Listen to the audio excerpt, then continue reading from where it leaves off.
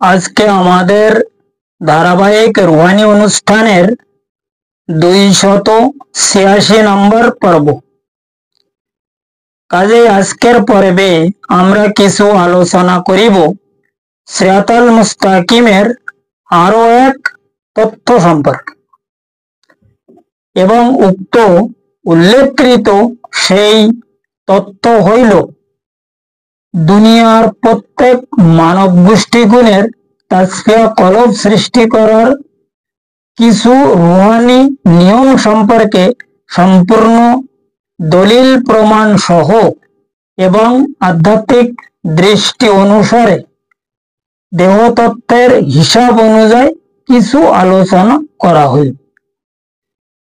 কারণ উক্ত মহাকঠিন সেই রুহানি বিষয়কে যদি সঠিকভাবে উপলব্ধি করা যায় তবে বর্তমান জামানার প্রত্যেক মানব গোষ্ঠী উপলব্ধি করিতে সক্ষম হইবে উক্ত তাসফিয়া কলব সৃষ্টি করার সেই রুহানি নিয়ম সহ সিরাতাল মুস্তাকিমের প্রমাণ সঠিক হাকিকত সম্পর্কে আরো বহু এলেম অর্জন করার জন্য সঠিক রুহানি হিসাব অনুযায়ী এবং বাতিনি তালিম অনুসারে প্রত্যেক ব্যক্তি অবশ্যই সক্ষম হইতে পারিবে ইনশাআল্লাহ তাআলা। কাজেই এখন উপলব্ধি করার বিষয় হইল উক্ত তাসফিয়া কলব সৃষ্টির আসল সঠিক পরিচয় কি, সেই ব্যাপারে দলিল প্রমাণ সহ জানিতে হইবে। তবে উক্ত উল্লেখকৃত তাসফিয়া কলব সৃষ্টির বিষয়কে অবশ্যই উপলব্ধি করা যাইবে, নচেত আর অন্য কোনো হিসাব অনুযায়ী উক্ত রুহানি বিষয়কে সঠিকভাবে উপলব্ধি করা কোনো মতে সম্ভব নহে। তাই ব্যক্তি যত বড় পাহাড় সমান এলেমধারী কেতাবী বিদ্যার মহাপণ্ডিত হোক না কেন এবং যত প্রকারের ইবাদত বন্দেগী আদায়কারী মহান হস্তি হোক না কেন উক্ত তাসফিয়া কলব সৃষ্টির বিষয়কে কোনো মতে উপলব্ধি করিতে মোটেও সক্ষম হইবে না।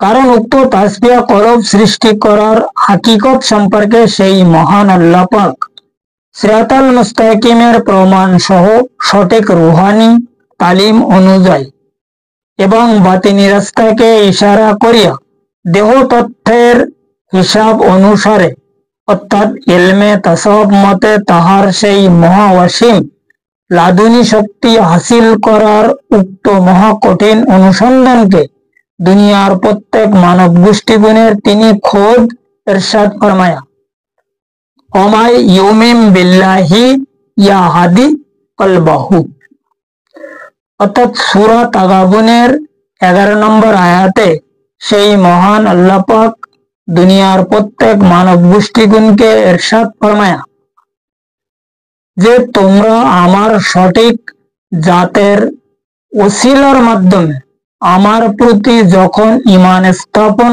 করিবে তখন আমি তোমাদের সিনাকৃত দিল কিংবা লতিফায় কলবকে আমার রুহানি রাস্তার হিসাব অনুসারে আমি খোদ পরিচালনা করিব। কাজেই এখন সেই মহান আল্লাহ পাকের এই পবিত্র আয়াতের হাকিকি ব্যাখ্যা অনুযায়ী এখানে উপলব্ধি করিতে সক্ষম হওয়া যায় সেই মহান আল্লাহ পাকের আমাদের এই দেহর সঙ্গে তাহার কোন রকম সম্পর্ক আসলে মোটেও নহে। তাহার সম্পর্ক হইল এই দেহর মধ্যে যে রূহ গুণকে তিনি প্রদান ফরমায় তাহার আমানত বস্তু হিসাবে উক্ত রূহর সঙ্গে হইল তাহার সম্পর্ক।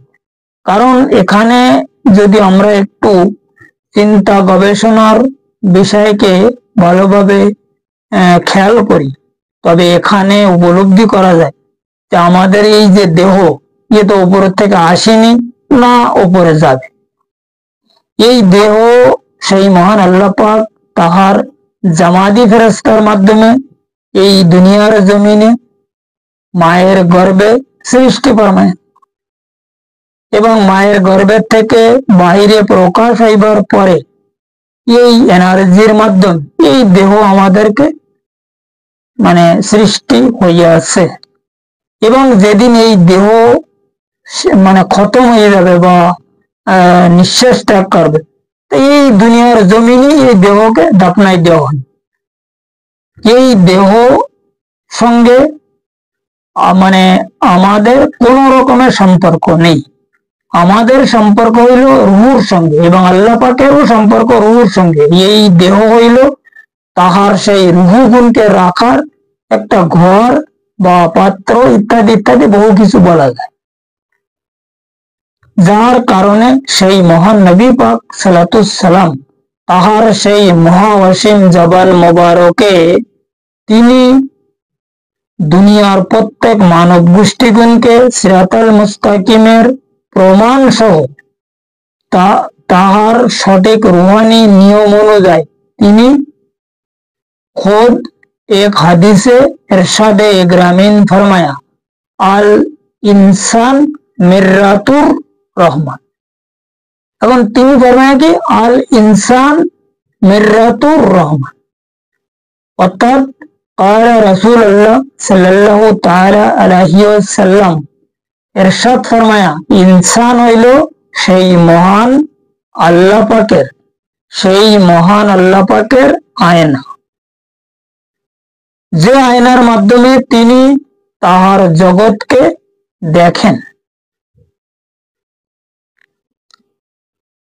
দেখো, এখানে কিন্তু আসলে কথা শেষ না, কথা আসলে খুব লম্বা। কারণ এই সূরা তাগাবুনের 11 নম্বর আয়াতে সেই মহান আল্লাহ পাক খোদ ফরমায়া যে তোমাদের দেহর সঙ্গে আমার কোনো সম্পর্ক নাই, আমার সম্পর্ক হইল তোমাদের মধ্যে যে রূহগুণ বসবাস করিতেছে তাহাদের সঙ্গে। আর হুজুর পাক ওই কথা ফরমান যে আল্লাহর সম্পর্ক হচ্ছে এই দেহর সঙ্গে শুধুমাত্র ততটুকু যে এই দেহর মাধ্যমে তিনি তার সৃষ্টিকৃত জগৎকে যেন দেখিতে সক্ষম হয়। এই হলো হুজুর পাকের ফরমান। আর আল্লাহ পাক ওই কথা ফরমায় যে তোমাদের দেহের সঙ্গে আমার আসলে কোনো সম্পর্ক। কারণ উক্ত তাসফিয়া কলব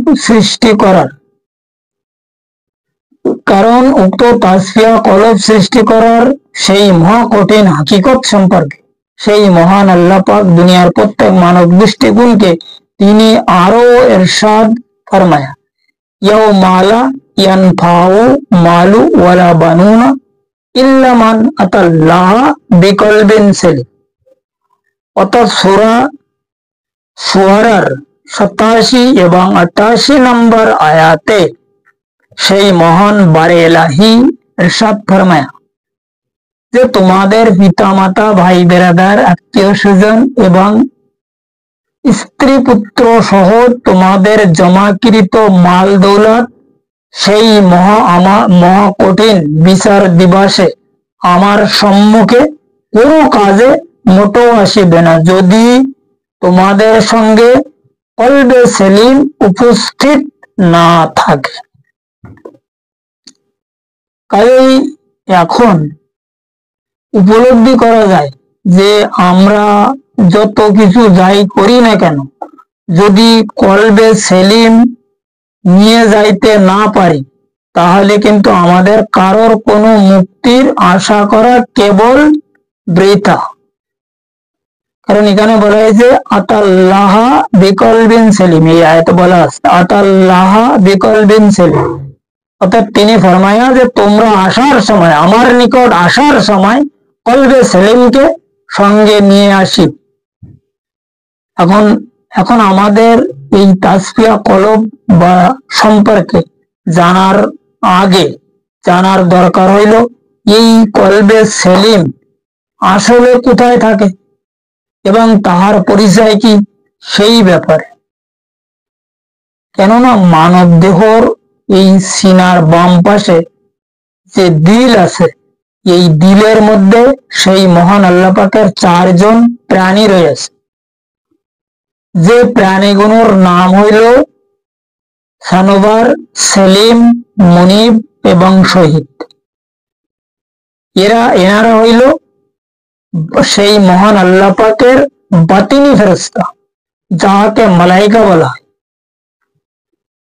এই 4 জন বাতিনি ফেরেশতার রূহকে তিনি একসঙ্গে ফানুস করিয়া, ফানুস মানে একদম পুরা মিশ্রিত ভাবে এই মানব দেহর অর্থাৎ আওলাদে আদম গুণের অর্থাৎ বনি আদমের লতিফায়ে কলব সৃষ্টি করবে।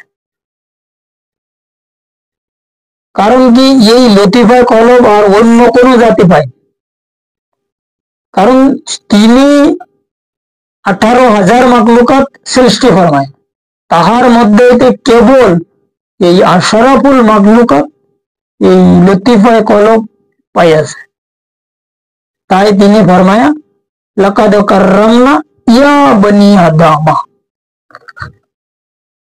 আমি আওলাদে আদম সন্তানগণকে আমার সমস্ত সৃষ্টি হইতে শ্রেষ্ঠ সম্মান প্রদান ফরমাইয়াছে।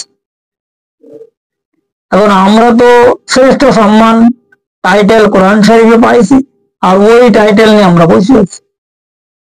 এখন ওই টাইটেলকে আমাদের প্রকাশ করার জন্য, ওই টাইটেল ধারণ করার জন্য যে কি করিতে হবে সে ব্যাপারে আমরা কোনো খোঁজ খবর আসলে মোটেও নেই।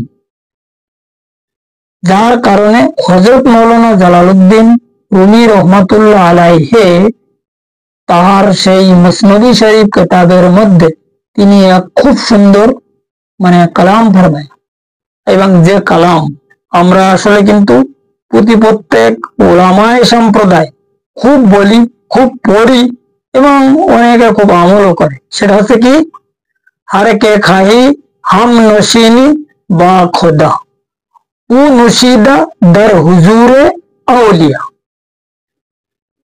অর্থাৎ হযরত মাওলানা জালালউদ্দিন রুমি রহমাতুল্লাহ আলাইহি ইরশাদ ফরমায়া, যে সমস্ত ব্যক্তিরা আউলিয়ার দরবার হইতে মুখ ফিরাইয়া নেছে, সেই সমস্ত ব্যক্তির প্রতি সেই মহান আল্লাহ পাকও মুখ ফিরাইয়া নেছে। এখন এখানে মাওলানা জালালউদ্দিন রুমি বলতে চাচ্ছে যে আসলে ওলি আউলিয়াদের অবশ্যই দরকার আছে এবং তাহাদের মাধ্যমে আমাদের সঠিক মুক্তি লাভ হয়। কারণ উক্ত তাসফিয়া কলব সৃষ্টিকারী মুকাম্মেল বান্দা সম্পর্কে সেই মহান নবী পাক সালাতুস সালাম তাহার সেই মহাঅসীম জবান মুবারকে তিনি এক হাদিসে ইরশাদে গ্রামীণ ফরমায়, ইত্তাকু ফারাসিতুল মুমিন ফাইন্নাহু ইয়ানজুর বিনুরিল্লাহ। অর্থাৎ ক্বালা রাসূলুল্লাহ সাল্লাল্লাহু তাআলা আলাইহি ওয়াসাল্লাম ইরশাদ ফরমায়া যে মানব গোষ্ঠীগুণকে তিনি পরিষ্কারভাবে ইরশাদ ফরমায়া যে তোমরা মুমিন বান্দাগুণের নজরে কিমিয়া ফায়েজকে খুব কঠিন ভাবে ভয় করি, কারণ তাহারা সেই মহান আল্লাহ পাকের জাতি নূরের মাধ্যমে দৃষ্টি নিক্ষেপ করে। এই হইল সেই উক্ত তাসফিয়া কলব সৃষ্টি করার হাকিকত সম্পর্কে সামান্য কিছু রুহানি আলোচনা এবং সিরাতাল মুস্তাকিমের আরো এক বিশাল বড় তথ্য, যাহা প্রত্যেক মানব গোষ্ঠীর উপলব্ধি করার আসলে কিন্তু খুব দরকার আছে। কারণ উক্ত লতিফায়ে কলব কোনো সাধারণ বস্তু বা গোশের টুকরা মোটেও নহে। আওলাদে আদম অর্থাৎ বনি আদম গুণের লতিফায়ে কলব হইল সেই মহান আল্লাহ পাকের 4 জন বাতিনি ফেরেশতা, এবং উক্ত 4 জন বাতিনি ফেরেশতার নাম হইল সানোবার, সেলিম, মনিব এবং শহীদ। উক্ত উল্লেখকৃত 4 জন কলবি ফেরেশতার হাকিকত সম্পর্কে কুরআন হাদিসের বিভিন্ন স্থানে উল্লেখ করা রয়েছে, যার কারণে সেই মহান নবী পাক সাল্লাল্লাহু আলাইহি সাল্লাম তাহার সেই মহাসীম জবান মুবারকে তিনি প্রত্যেক মানব দৃষ্টিকোণকে সঠিক রুহানি হিসাব অনুযায়ী সিরাতাল মুস্তাকিমের প্রমাণ সহ মানব মুক্তির অনুসন্ধানকে ইরশাদে গ্রামীণ ফরমায়া। কলবে মুমিন আরশে আল্লাহ, কলবে মুমিন আরশে আল্লাহ, কলবে মুমিন বাইতুর রব। অর্থাৎ সরকারে দু আলম সাল্লাল্লাহু আলাইহি সাল্লাম দুনিয়ার প্রত্যেক মানব গোষ্ঠীগণকে ইরশাদে গ্রামীণ ফরমায়া, মুমিন বান্দার কলব হইল সেই মহান আল্লাহ পাকের হাকিকি আরশ, যে আরশে তিনি সর্বসময় বসবাস করেন, এবং উক্ত কলবে সেই মহান আল্লাহ পাকের সৃষ্টিকৃত কামেল মুর্শিদরাও বসবাস করেন। এখানে আসলে এই হাদিস সম্পর্কে কিছু কথা বলিতে হয় বা এসে যায়। এখন এখানে সরকার দু আলম বলে মুমিন বান্দা কলবের সেই মহান আল্লাহ পাকের হাকিকি আরশ। মাওলানা রুমি বলতেছে যে আউলিয়ার দরবার হইতে যারা মুখ ফিরাই নেছে তাহাদের নিকট হইতে আল্লাহ মুখ ফিরাই নেছে। উদারে হাদিসে আল্লাহ পাক নবী পাক ফরমায়া যে মানব হইল সেই মহান আল্লাহ পাকের আয়না, এবং আল্লাহ পাক বলতেছে যে তোমরা আমার জাতের প্রতি ঈমান স্থাপন মাধ্যমে আমার প্রতি ঈমান স্থাপন করো, দেখো আমি তোমাদের কিভাবে হেদায়েত করিতেছি। এখন সামান সারে বিষয় দিয়ে একটা লক্ষ্য করে একটা ওয়াকিয়া আসলে সামনে এসে যায়, যে ওয়াকিয়াটা হইল হযরত বাইজিদ বুস্তামি রহমতুল্লাহ আলাইহির।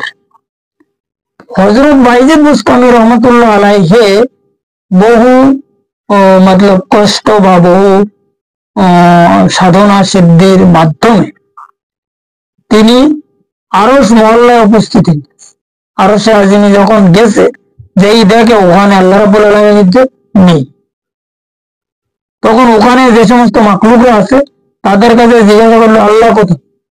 তো তারা বললো, ওনারা জবাব দিল যে আল্লাহ তো এখানে থাকেন। তো বাইজিদ বুস্তামি রহমতুল্লাহ আলাইহি তাদের কাছে ফের জিজ্ঞাসা ফরমায় যে আল্লাহ কোথায় থাকে। তো বাবা আমরা তো শুনেছি যে ওই দুনিয়ার জমিনে একজন নাকি বাইজিদ আছে, বাইজিদ, ওই বাইজিদের কলবে আল্লাহ থাকে।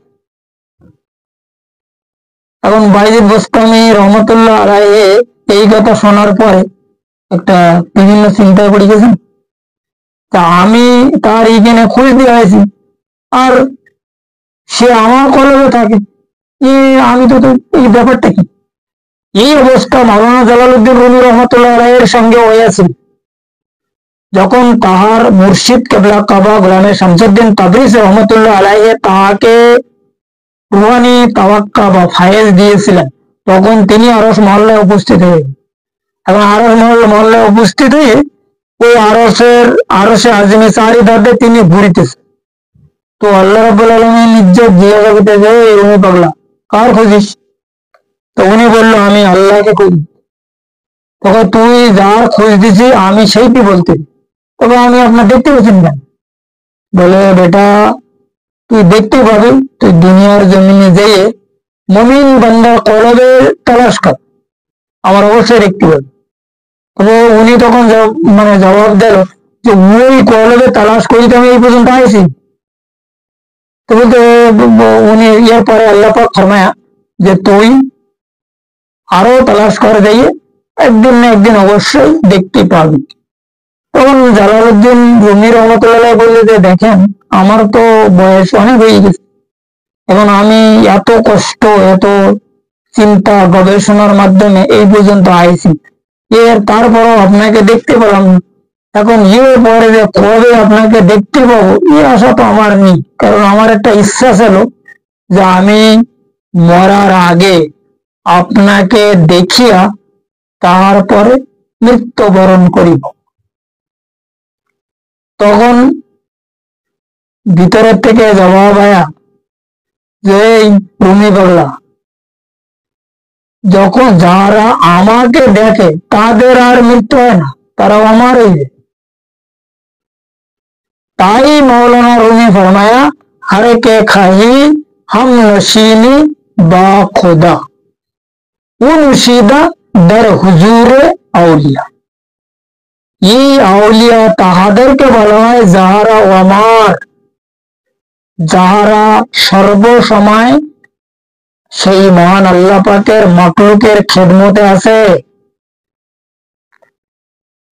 এই জিনিসগুলো ওলি আল্লাহদের দরবারে গেলে ভালোভাবে উপলব্ধি করা যায়। যেমন আমি যে দরবারে উপস্থিত আছি, যিনি আমার মানে এলেম প্রদান সম্পর্কে, এলেম হাসিল সম্পর্কে 100% সহযোগিতাকারী হিন্দুস্তানের শাহিনশাহ তাজেদারে আজমির খাজায়ে খাজগান সুলতানুল আউলিয়া হুজুর সৈয়দনা মঈনুদ্দিন হাসান চিশতি শমজুরি রহমতুল্লাহ আলাইহি গরিব নেওয়াজ আতায়ে রাসূল, তাহার এই দরবারে যদি কোনো ব্যক্তি উপস্থিত হইয়া কিছুক্ষণ চিন্তা গবেষণা করে যে এই দরবারের অবস্থা কি, সরকারে দু আলম তো এখান থেকে 800-900 বছর আগে মানে খাজা মঈনুদ্দিন হাসান চিশতি শমজুরি রহমতুল্লাহ আলাইহি তো এখান থেকে 800-900 বছর আগে মানে এই পর্দা ফরমায়। কিন্তু এই দরবারে যে অবস্থা, প্রতিদিন না হলেও 2 থেকে 3 লাখ লোক দরবারে আসা যাওয়া করে, তাহলে এনারা যদি সেই মহান আল্লাহ পাকের মাকলুকদের খেদমতে না থাকিত, তাহলে এইসব লোকজন কি জন্য আসা যাওয়া? যাহারা ওলি আল্লাহর দরবার মানে না, যাহারা ওলি আল্লাহ সম্পর্কে ক্রিটিসাইজ করে, যাহারা নবীর আহলে বায়াত মানে না, কোরআনের আইন হিসাবে আল্লাহ পাকের মতলব দ্বীনের রাস্তায় চলার জন্য ওসিলা মানে না, তাহাদের এখন একটু ভালোভাবে কান খুলিয়া এসব কথাগুলো শোনার অবশ্যই দরকার আছে কিনা তাহারা ভালোভাবে চিন্তা করুক।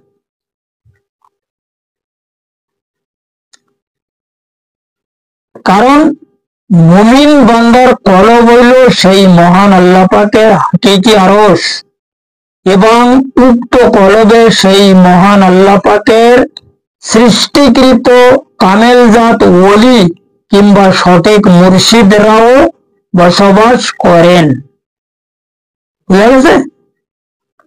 যার কারণে হযরত মাওলানা জালালউদ্দিন রুমি রহমতুল্লাহ আলাইহি আরো এক খুব সুন্দর মতলব কি কয় কালাম ফরমায়। আর সে কালাম হইল কি, এক জমানা সোহবতে আউলিয়া বেহেশতে আজ 100 সালে তাদবেরি। কারণ তিনি ফরমায়া, যদি কোনো ব্যক্তি আউলিয়ার সোহবতে এক মুহূর্ত কাটাইতে পারে, তত ওই ব্যক্তি 101 বৎসর 101 বৎসর ইবাদত করিলে যে সওয়াব বা নেকি পাবে, ওই এক মুহূর্তের মধ্যে সেই সওয়াব বা ওই নেকি হাসিল হয়। আর এক মুহূর্ত মানে কি 1 সেকেন্ড, এই যে ঘড়ির কাঁটা টিক টিক করে না, তদ্রূপ ব্যাপার। ঠিক তদ্রূপ অনুযায়ী আমাদের এই যে সিনার মধ্যে যে দিল আছে না, সবসময় জন্য টিক টিক টিক ধ্যাক ধ্যাক করিতে আছে। এই টিক টিক ধ্যাক ধ্যাকের সাথে যদি সেই মহান আল্লাহ পাকের ইসমে আজম অর্থাৎ আল্লাহ আর হু, এই যে ধ্যাক ধ্যাক বা টিকটিকির সঙ্গে একটার সাথে আল্লাহ আর একটার সাথে হু পরিষ্কার ভাবে মিলাই দেওয়া যায়, শিখাই দেওয়া যায়, তখন ওই বান্দা আউলিয়ার সহবত পায়। এবং আউলিয়ার সহবতে এই জিনিস মিল হয়, এবং আউলিয়াদের সহবতে যখন এই জিনিসকে মিল করা যায়, তখন ওই কলবকে তাসফিয়া কলব বলে। কথা বলে গেছে, এই তাসফিয়া কলবের মেন স্কুল, যার কারণে সেই মহান নবী পাক সাল্লাল্লাহু সাল্লাম তাহার সেই মহাঅসীম জবান মুবারকে তিনি আরো इरशादे इग्रामीन फरमाया। क्या फरमाया? अल मीनु मिर्रातुल कल्बी। এখানে তিনি কি ফরমাইছে? আল মিনু মির্রাতুল কলবি, অর্থাৎ তিনি ফরমায়া একজন মুমিন হইল আর একজন মুমিনের আয়না। কাজেই এখন উপলব্ধি করার বিষয় হইল একজন মুমিন আর একজন মুমিনের আয়না কিভাবে। উক্ত বিষয়কে যদি উপলব্ধি করা যায় তবে তাসফিয়া কলব সৃষ্টির হাকিকত সম্পর্কে অবশ্যই উপলব্ধি করা যাইবে।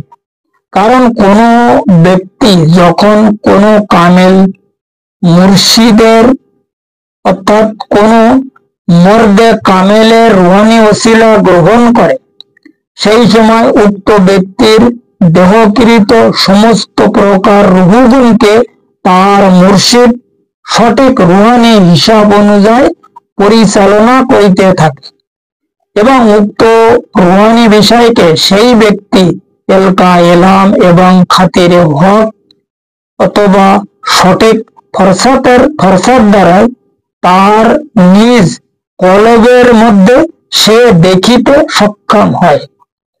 যার কারণে উক্ত পবিত্র হাদিস শরীফে সেই মহান নবী পাক সাল্লাল্লাহু সাল্লাম তাহার সেই মহাঅসীম জবান মুবারকে তিনি ইরশাদে ইগ্রামিন ফরমায়া একজন মুমিন আর একজন মুমিনের আয়না।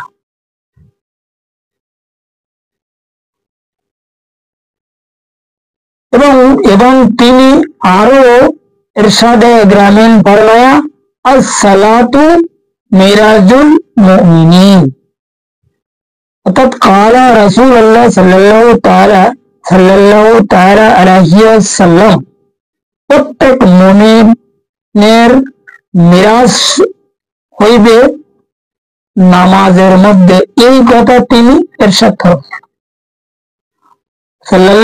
হুজুর আকরাম সাল্লাল্লাহু সাল্লাম এখানে এই হাদিসে ফরমায় আসসালাতু মিরাজুল মুমিন, অর্থাৎ তিনি ফরমায় প্রত্যেক মুমিন গুণের মিরাজ হইবে নামাজের মধ্যে।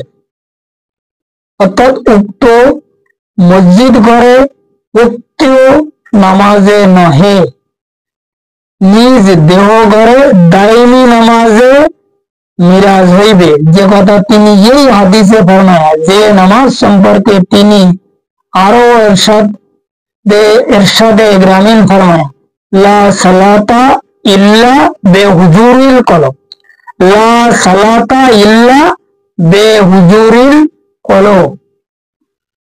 কালা রাসূলুল্লাহ সাল্লাল্লাহু তাআলা আলাইহি ওয়াসাল্লাম পরিষ্কার ভাবে ইরশাদ ফরমায়া, আমার কলবে ফায়েজ না হইলে কারোর নামাজ আদায় হইবে না। যার কারণে বর্তমান জামানার নামাজি সম্পর্কে আমার মুর্শিদে পাক তাহার সেই মহা অসীম জবান মুবারকে তিনি এক মজলিসে ইরশাদে ইগ্রামিন ফরমায়া। क्या फरमाया? বর্তমান জামানার নামাজি গুণের নিজ নিজ নামাজ সম্পর্কে তাহারা শেষ বিচার দিবসে কঠিন ভাবে ক্ষতিগ্রস্ত হইয়া যাইবে।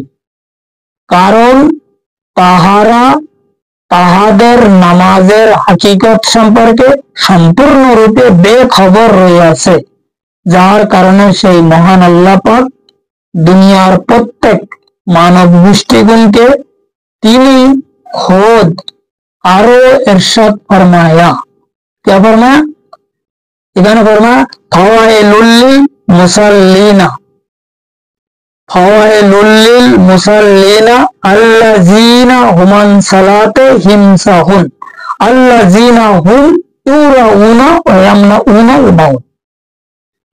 এখন এই যে সূরা মামুনের যে হিস্টোরি, তো প্রায় সবাই জানে, সবাই পড়ে, কিন্তু এর আসল হাকিকত কি এ সম্পর্কে কোনো ব্যক্তি আসলে কিন্তু মানে দেখে না, না বোঝে না।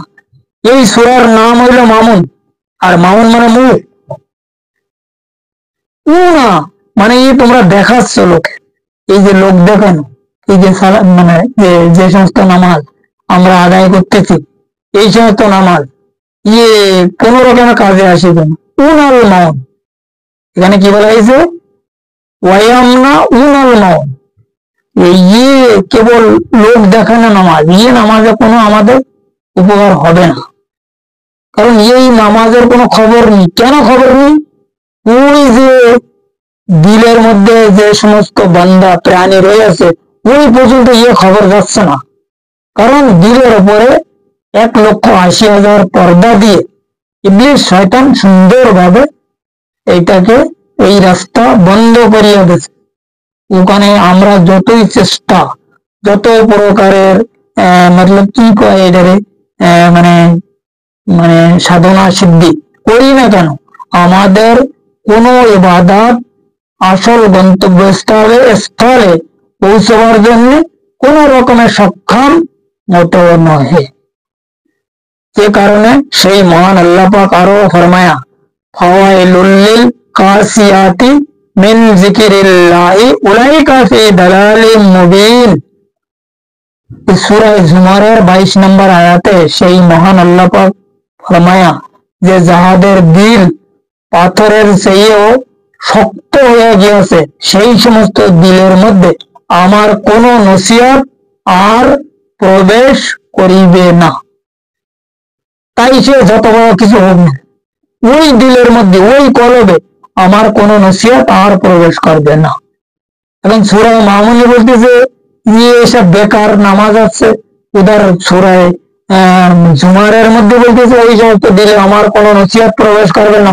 অবশ্য আমরা তো এদিকে নামাজ, রোজা, হজ, যাকাত, কলমা, কালাম, পাতানি কত কিছু করতেছি, করে বিশাল বড় মুসল্লি সাইজে একদম মসজিদ ঘরের প্রথম কাতারে দাঁড়িয়ে আমরা বিশাল একটা মুমিন হিসাবে দাবি করতেছি মনে মনে। আমরা জানতেছি যে জান্নাতে আমরা অবশ্য একদম ফার্স্ট ক্লাস জান্নাত, অর্থাৎ যেটা জান্নাতে ফেরদাউস, ওখানে অধিকারী হয়ে গেছি, আমাদের আর কোনো চিন্তা ভাবনা মোটেও নেই। ঠিক আছে না? এই হচ্ছে আমাদের বর্তমান সমাজে ইবাদত বন্দিগিরির অবস্থা। বর্তমান দুনিয়ার জমিনে আমরা যে সমস্ত ইরফানি এলেমনে বড় বড় মানে গল্প দিচ্ছি, বড় বড় লেকচার দিচ্ছি, বিশাল বড় স্কলার সাইজে বসে আছি, ইউনিভার্সিটি আর ও ইউনিভার্সিটি আর পাতা নেই আমরা কত বড় কি, এটা আমরা নিজেকে নিজে আসলে আন্দাজ করতে পারছি না। এই আন্দাজ সম্পর্কে পরিষ্কার ভাবে প্রত্যেকের মালুম হয়ে যাবে একদিন। কারণ ইয়ালমে নাসুদ, এই নাসুদ থেকে যে সময় ব্যক্তি মালাকুতি যাবে তখন কিছুটা মালুম হবে। এই মালাকুতি তখনই যাবে এইসব লোক, কখন? যে সময় তাহার এই কি গাইডারে এই যে দেহ দাপনাই দেওয়া হবে, তার যাওয়ার ক্ষমতা নেই, তো তাদেরকে নিয়ে যাবে। যেমন রুহু আল্লাহ পাকের ফেরেশতারা সামাবি রুহুকে এখানে রেখে গেছে আমাদের এই দেহের মধ্যে, আর যখন এই সারা রুহ শেষ হয়ে যাবে তখন এই রুহুটার ওইটাই নিয়ে যাবেন। তখন বুঝতে পারবে আমি কি করি আসছি, কি হইল, কি ব্যাপার। হ্যাঁ, এই আসল সম্পর্কে তো আমার কোনো খোঁজ খবর ছিল না, তো আমার সঙ্গে বিশাল বড় ধোকা হয়ে গেল। এই ধোকা যদি কেউ এখন বর্তমান সময় কাটাতে পারে, এই মুসাফির জিন্দিগির মধ্যে থেকে আসল জিন্দিগিকে যদি কেউ তালাশ করতে পারে, তখন এই দেহ জিন্দা থাকা অবস্থায় মালাকুত, আনকাবুত, জবরুত, লাহুত, ওয়াদিয়াত যদি কেউ চেষ্টা করে আহাদিয়াত পর্যন্ত যাইতে পারিবে। যেমন হযরত মাওলানা জালালউদ্দিন রুমি রহমতুল্লাহ আলাইহি গিয়েছিলেন, এবং হযরত বাইজিদ বুস্তামি রহমতুল্লাহ আলাইহি গিয়েছে, আরো কত নেই কত, মানে 1 কোটি 1-2 কোটির মতন মানে ওলি আল্লাহ ওই পর্যন্ত পৌঁছে যেতে, লাখ টাক না কোটি। এখন যদি কেউ ওলি আল্লাহ না মানে সে তাদের ব্যাপার, ওদের সম্পর্কে আলাপ আলোচনা করা আমাদের আসলে মোটেও টাইম নেই। কারণ ওরা যা বোঝে ওরা ওইটাতে থাকুক, ওদের ব্যাপারে ওরাই বসবে আর ওরাই জানে আর ওদের আল্লাহ জানে, ও ব্যাপারে আমাদেরকে আলাপ আলোচনা করা মোটেও আসলে ঠিক না। যাই হোক, আজকের আলোচনা এই পর্যন্ত রাখা হইল। কারণ কি, এই যে আজকে যে আলোচনা করা হয়েছে তাসবিহ কলব সম্পর্কে, কলবের বিষয় আসলে বিশাল বহুত বড় লম্বা চ্যাপ্টার, ছোট মোটো ব্যাপার না। কলব সম্পর্কে পুরো কোরআন শরীফে রফায় রফায় বলা আছে, জায়গায় জায়গায় বলা আছে এই কলবে বিষয়। আর মানব মুক্তির একমাত্র উপায় হল এই কলবি রাস্তা। এই রাস্তা সম্পর্কে, এই কলবি আলোচনা সম্পর্কে, আজকের টপিক সম্পর্কে, এই তাসবিহ কলব সৃষ্টি করার হাকিকত সম্পর্কে যদি কারোর পরিষ্কার ভাবে আরো জানার ইচ্ছা হয়, ডিসক্রিপশনে আমার নাম্বার দেওয়া আছে। ওই নাম্বারের মাধ্যমে যদি কেউ আমার সঙ্গে পার্সোনাল ভাবে সম্পর্ক করে, আলাপ আলোচনা করে, তাদেরকে জানাই দেওয়া হবে, বুঝাই দেওয়া হবে, শোনাই দেওয়া হবে। এই রাস্তায় যদি কেউ চলিতে যায় তাদের ব্যবস্থাও করা হইবে। এছাড়া তো এর আগে বলা আছে, যারা আমার এই তরিকার সঙ্গে জুড়ে আছে তাদের সঙ্গে যদি কেউ যোগাযোগ করে, ওখান থেকেও কিছু খোঁজ খবর পাইতে পারিবে। কারণ কি, দেখো, মুক্তির যে অরিজিনাল বিষয় সেটা হইল আমাদের রুহানি ফাংশন, আর আমানাতের যে আসল হাকিকত সেটা হইল আমাদের রুহানি ফাংশন। যে আমানাত বস্তুকে তিনি হযরতে আদম আলাইহিস সালামকে প্রদান ফরমাইয়াছিলেন, ওই আমানাত বস্তুর বিষয় আমরা যারা আওলাদে আদম অর্থাৎ বনি আদম প্রত্যেকে অবশ্যই দায়ী আছে। শুধুমাত্র আদমের ফাংশন না আর আদমের ফ্যাক্টর না, কারণ ওনার যে দায়িত্ব, উনি তো 350 বছর পুরো করিয়েছে। 350 বছর তিনি একটা জানোয়ারের মতন কান্নাকাটা করেছে আল্লাহর দরবারে, করিয়ে এই ব্যাপারটা তিনি পুরো করে গেছে। উনি 1000 বছর যে ওনার আয়ু ছিলেন, তার মধ্যে 350 বছর কঠোর ভাবে রিয়াজত ফরমেন, আর ওই রিয়াজতের মাধ্যমে তিনি তাহার যে আমানতের বিষয় ছিল সে বিষয়টা তিনি কমপ্লিট অফ দ্য ক্লোজ করিয়েছে। কিন্তু আমরা যারা আওলাদে আদম, এই আওলাদে আদম জাতের যে আমানতের বিষয়ে দায়িত্ব নেই, এটা যদি কেউ আসলে ধারণা করে তার একটা চরমভাবে বিশাল বড় ভুল হইবে। কারণ এই আমানত সম্পর্কে কোরআন শরীফে পরিষ্কার ভাবে বলা আছে, এবং যেটা কোরআন শরীফে বলা আছে আল্লাহ পাক ফরমায়া, এটা বান্দাকে অবশ্যই করিতে হইবে। তাই যে যত বড় কিছু হোক না কেন, এ ব্যাপারে আসলে বেশি লম্বা চওড়া কথা না। এটা হচ্ছে নিজের বিষয়কে নিজে উপলব্ধি করা। আমরা যে কেবল মুক্তির বিষয়, জান্নাতের বিষয় বিশাল বড় বড় লেকচার দিচ্ছি, এইসব লেকচারে কি হবে না হবে ও আমার খুব ভালো জানা আছে, আর ওরা আমি জেনে শুনিয়ে দেখিয়ে তাই বসে আছি। কথা বুঝতে পেরেছে? কারণ আমাকে এই টেবিলে বসানো হইয়াছে কেবল মানব মুক্তির হাকিকত সম্পর্কে বায়োডাটা দেওয়ার জন্য, তালিম টিচিং দেওয়ার জন্য, বা যদি কেউ এই রাস্তায় চলিতে যায় তাহাদেরকে সহযোগিতা করার। এই টেবিলে আমাকে মানে মানে মানে বসানো হইয়াছে, এবং তাহাদের যে নির্দেশ আমি সেইটা গ্রহণ করিতেছি। এবং কেডা শুনবে কেডা শুনবে না, কেডা মানবে কেডা মানবে না, কেডা করবে কেডা করবে না, এই কাজের ব্যাপার, এসব ব্যাপার আমারটা। আমার দায়িত্ব হচ্ছে তাহাদের তরফ থেকে আমার উপরে যতটুকু হুকুম আছে ততটুকু তামিল করা, এই ছাড়া আমার অন্য কোনো দায়িত্ব নেই। যাই হোক, আজকের পর্বের আলোচনা এই পর্যন্ত রাখা হইল। আগামী পর্বে সিরাতাল মুস্তাকিমের আরো অন্যান্য বিষয় সঠিক রুহানি তালিম অনুযায়ী এবং বাতিনি রাস্তার হিসাব অনুসারে আধ্যাত্মিক দৃষ্টির সম্পূর্ণ উপায়কে অবশ্যই আরো কিছু আলোচনা ইলমে তাসাউফে করা হইবে ইনশাআল্লাহ তাআলা, যদি আমার সেই মহান মুর্শিদ মাওলা তাহার নিজ গুণে তিনি আমার প্রতি দয়া ফরমায়।